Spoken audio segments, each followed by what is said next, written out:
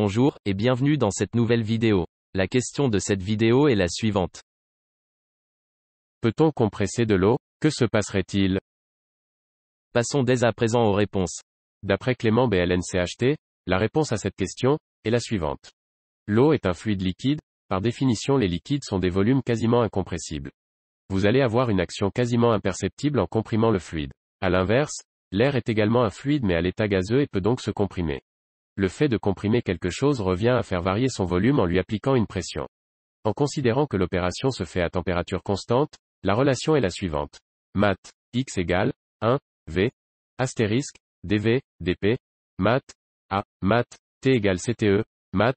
Dans le cas des gaz, on utilise généralement la loi des gaz parfaits qui est définie par la relation mat, p astérisque v égale nRT, mat, soit, mat, v égale nRT, p, mat.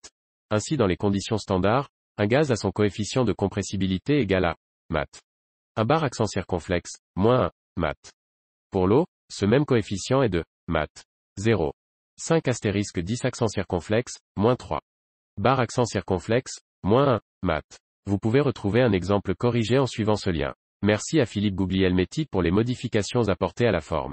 D'après Pierre Leclerc, la réponse à cette question est la suivante. À la surface de la Terre et avec des technologies humaines, l'eau est peu compressible. Mais si vous comprimez suffisamment les molécules, cela finira par casser les liaisons et vous n'aurez plus que des atomes. Par exemple, au vu de la pression et de la température au sein du Soleil, ces molécules perdraient leur stabilité. A fortiori au sein d'un trou noir, ceux où la masse d'une étoile entière s'est effondrée, s'il y avait de l'eau, on peut imaginer que les particules ont été transformées par ce changement.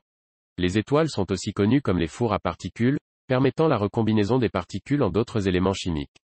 On arrive à la fin de cette vidéo, si elle vous a plu je vous invite à mettre un pouce bleu, ainsi que vous abonner. Si vous souhaitez donner votre avis, je vous redirige vers la partie commentaires pour continuer le débat sur cette question.